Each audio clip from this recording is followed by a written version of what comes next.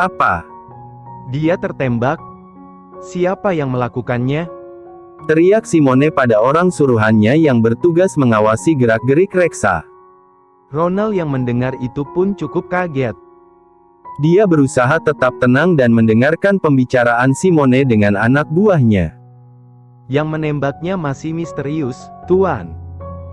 Dan ketika itu, ada Tuan King bersamanya, jawab pria itu. Apakah yang menembaknya adalah salah satu musuh King? Tanya Simone. Kami belum menemukan informasi apapun tentang hal itu. Kabarnya Tuan King sudah mengerahkan semua anak buahnya untuk mencari tahu hal itu. Mengapa jadi serumit ini? Aku sudah mengeluarkan uang yang banyak untuk jalan itu, kesal Simone. Jika dia mati, akan sia-sia semua rencanaku, marah Simone. Ronald menggenggam tangannya dengan erat karena sangat khawatir dengan keadaan Reksa yang sepertinya sangat parah. Ronald berniat tak akan memberitahukan hal ini pada Leila karena ini akan menjadi masalah yang lebih runyam. Leila juga pasti akan shock jika mengetahui hal ini. Aku akan pergi melihatnya, Tuan, ucap Ronald akhirnya. Jangan. Ada King dan banyak anak buahnya di sana. Dia pasti akan menyerangmu nanti, sahut Simone. Baik, Tuan, kata Ronald dengan berat hati. Untuk sementara ini, kita hentikan dulu rencana kita. King bisa murka jika dia mengetahui keterlibatanku dengan Reksa, ucap Simone. Baiklah, Tuan, jawab Ronald. Sementara itu, Reksa ditangani oleh dokter ahli dan langsung dioperasi saat itu juga karena darah yang dikeluarkan Reksa cukup banyak. King menunggu di depan ruang operasi. Dia menelepon anak buahnya dan menyuruh menyelidiki tentang hal ini. King berpikir mungkin ada peran Simone di balik ini semua. Pagi menjelang. King terbangun dari tidurnya dalam posisi duduk. Dia masih menunggu Reksa yang sudah ada di dalam ruang ICU. Operasinya berjalan lancar tapi kondisinya masih belum stabil. King kemudian mendatangi dokter jaga. Bagaimana keadaannya? Tanya King. Nanti dokter Michael akan menjelaskannya lebih rinci, jawab dokter muda itu. King melihat ke arah Reksa yang memakai berbagai macam alat medis dari jendela kaca. King. Panggil seseorang. King menoleh. Della, sahut King. Aku sudah mendengar ceritanya. Pindahkan dia di rumah sakit ayahku sekarang, agar aku bisa mengawasinya, ucap Della. Urus saja semuanya. Dokter Michael yang menanganinya, jawab King. Aku sudah berbicara dengannya semalam. Kondisinya cukup parah, King. Kau sudah menemui keluarganya? Tanya Della. Dia tak punya keluarga, jawab King. King baru tahu hal itu semalam ketika anak buahnya memeriksa latar belakang Reksa. Reksa adalah pendatang dan sejak remaja sudah hidup sendirian di kota besar ini.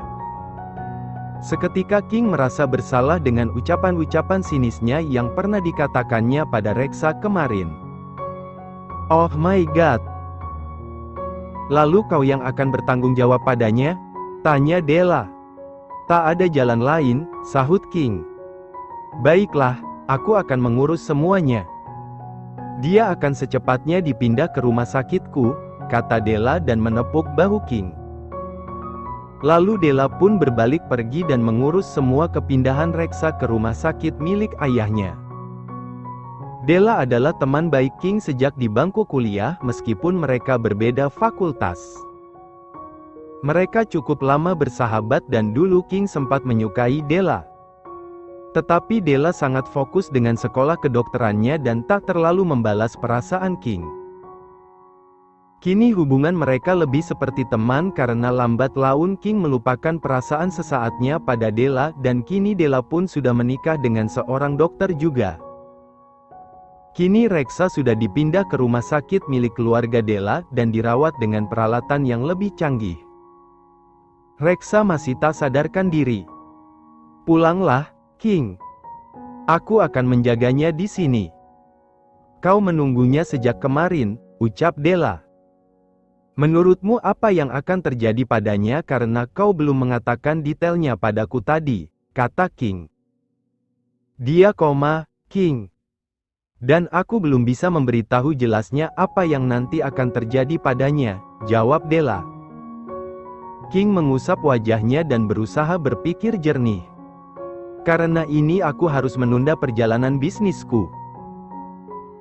Aku tak bisa meninggalkannya di saat dia bertaruh hidup sendirian di sini, ucap King.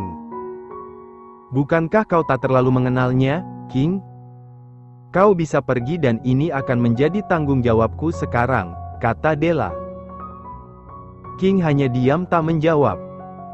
Ya, secara teknis, King memang tak terlalu mengenal Reksa dan bisa dibilang Reksa adalah musuhnya. Tetapi entah mengapa tak bisa meninggalkan Reksa sendirian di sini tanpa pengawasannya, apalagi anak buahnya belum mengetahui siapa dalang yang menembak Reksa kemarin meskipun polisi sudah menangkap penembak Reksa. Orang-orang itu mengatakan hanya mendapatkan perintah melalui telepon dan membayar mereka menggunakan uang cash yang diletakkan di dalam koper. Seharusnya anak buah King menangkap mereka terlebih dulu agar bisa disiksa untuk mencari informasi yang sebenarnya. Keberadaan Reksa pun benar-benar dilindungi oleh King dan tak ada yang bisa mengunjunginya selain dirinya dan tim dokter yang menangani Reksa. 2 minggu berlalu. Reksa masih dalam keadaan komanya. Tetapi kondisi tubuhnya mulai membaik dan stabil.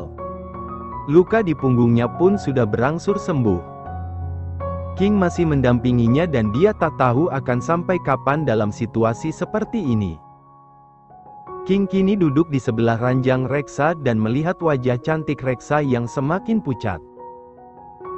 2 minggu melihatnya tak bergerak seperti ini membuatnya lumayan prihatin dengan keadaan Reksa.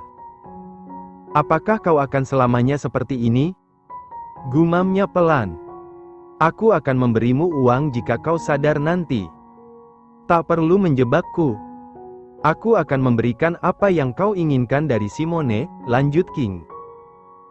Maka dari itu, sadarlah. Aku cukup lelah menjagamu, bisik King di dekat telinga Reksa. King melihat wajah cantik Reksa lebih dekat lagi.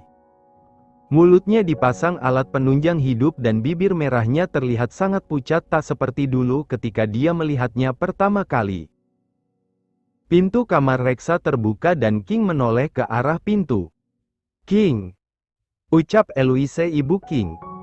Mom, Dad. Kalian di sini? Tanya King. El mengangguk dan menghampiri King lalu melihat Reksa yang tubuhnya terpasang banyak alat medis. Damin sang suami mengikutinya di belakang. Mengapa kau tak mengatakan hal ini pada Daddy? Damon yang memberitahukan hal ini, tanya Damin. Aku bisa menanganinya sendiri, Dad, jawab King. Tapi kau masih belum mengetahui siapa dalang di balik ini, ucap Damin. Ya, karena fokusku pada musuh-musuhku, jawab King. Tapi kau tak pernah berpikiran bahwa wanita ini memiliki musuh. Ya kan? Ucap El. Dia seorang model dan musuhnya bisa saja yang berhubungan dengan pekerjaannya, jawab King. Kau tak mencarinya dengan serius, King, ucap El. Aku terlalu fokus dengan keadaannya, Mom. Itu yang lebih penting, kata King. Sejak awal dia musuhku dan ingin menjebakku. Jadi aku memang tak terlalu mencari tahu latar belakangnya lebih dalam, lanjut King. Mommy akan menjaganya untuk sementara, ucap El. Tak perlu, Mom. Aku tak ingin melibatkan Mommy. Ini bukan masalah kecil, Mom. Aku tak mau ada apa-apa dengan Mommy nanti, kata King. Apa gunanya bodyguard Mommy? Ucap El. Mommy akan ada di sini selama seminggu, jadi Mommy akan menjaganya jika kau sedang berada di perusahaanmu, lanjut El.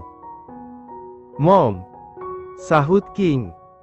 Yang Mommy tahu, dia hanya sendirian di dunia ini dan Mommy ingin menjaganya. Itu saja, King.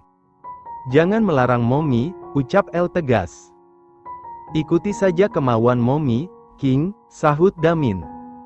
Sudah 3 hari ini, Elle menjaga Reksa di rumah sakit. Dia hanya menjaga sampai sore hari saja, sedangkan King akan menjaganya setelah makan malam sampai pagi menjelang. Kau cantik sekali, Reksa. Bangunlah agar Auntie bisa mengenalmu, ucap Elle lirih sembari mengusap tangan putih Reksa dengan kain basah. Elle sudah tahu cerita pertemuan Reksa dan King serta masalah yang ada di antara mereka berdua. Dan Elle beranggapan bahwa Reksa sama sekali tak bersalah di sini karena dia hanya menjalankan tugasnya dari Simone. Elle juga sudah tahu bahwa Reksa tak memiliki keluarga dan bisa jadi dia menerima tawaran Simone karena memang membutuhkan uang meskipun harus dengan cara yang salah. Elle tahu bagaimana rasanya tak memiliki keluarga dan hanya sendirian di dunia ini. Maka dari itu, Elle berharap Reksa nantinya akan lebih bisa menata hidupnya lebih baik setelah sadar dari koma. Pintu terbuka dan King tampak masuk ke dalam ruangan. Bukankah sudah ada perawat yang membersihkan tubuhnya, Mom? Tanya King. Mommy ingin melakukannya sendiri hari ini, jawab Elle. Sudah sore, Mommy pulanglah karena Daddy sudah dalam perjalanan pulang ke mansion, ucap King. Ya, sebentar lagi, sahut Elle dan kini membuka sedikit baju Reksa untuk membersihkannya. Elle melihat bekas luka yang cukup panjang di perut Reksa dan dia mengusapnya. Apakah dia terluka di perut juga, King? Tanya Elle. King menghampiri Elle dan melihat apa yang dilihat Elle. Bekas luka di perut Reksa cukup panjang sekitar 10 cm. Tidak, sebelum ditembak dia hanya terluka bahu saja, jawab King. Lalu Elle sedikit membalik tubuh Reksa dan melihat area punggungnya yang juga terdapat beberapa luka seperti tadi tapi dengan bekas yang tak terlalu panjang. Apakah di punggungnya dia tertembak? Tanya Elle. Ya. Aku tak pernah melihat lukanya karena perawat yang selalu membersihkannya, jawab King dan dia cukup terkejut ternyata cukup banyak bekas luka jahitan di punggung Reksa meskipun warnanya sudah tak tampak. Apakah dia korban kekerasan, King? Tanya Elle. King terdiam. Kau masih belum menyelidiki latar belakangnya? Tanya Elle. Dia pendatang dan cukup sulit mencari latar belakangnya karena dia berasal dari Belgia. Itu tidak sulit bagimu, King. Kau hanya tak mau mencari tahu saja. Ada apa denganmu?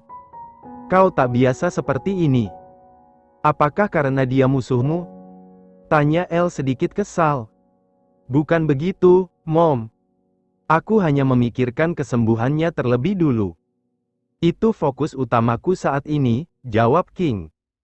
Mommy akan menyuruh Daddy untuk mencari tahu tentangnya, ucap Elle. Tidak perlu, Mom. Aku yang akan menyelidikinya, kata King akhirnya. Lalu Elle meneruskan kembali membersihkan tubuh Reksa dan King mendampinginya di sebelah sembari membantu memegang tubuh Reksa. Setelah selesai, Elle pun pulang ke mansion dan King menjaga Reksa seperti biasanya. King melihat ke arah Reksa dan menatap wajah cantiknya yang pucat lekat-lekat. Who are you? Aku belum menemukan nama keluargamu. Kau mengubah nama belakang keluargamu, Reksa. Mengapa kau melakukan hal itu? Apa ada yang mengincarmu? Gumam King lirih. Di tempat lain. Kau menyembunyikan sesuatu dariku, kan? Marah Leila pada Ronald. Aku hanya tak ingin kau terlibat lebih jauh, Leila, jawab Ronald. Apa maksudmu? Kita sudah seperti keluarga dengan Reksa. Kau sama saja meninggalkannya di saat dia membutuhkan kita, Ron, ucap Leila emosi. Dia ada di tangan yang aman. Dia bersama Tuan King dan itu lebih baik daripada dia bersama kita. Banyak yang mengincarnya, Leila. Apa yang bisa kita lakukan? Tak ada. Jawab Ronald yang juga tersulut emosi. Leila menutup wajahnya. Tapi aku bahkan tak tahu keadaannya, Ron. Aku sangat khawatir padanya. Ini sudah terlalu lama, ucap Layla menahan kesedihannya. Ronald kemudian memeluk Layla.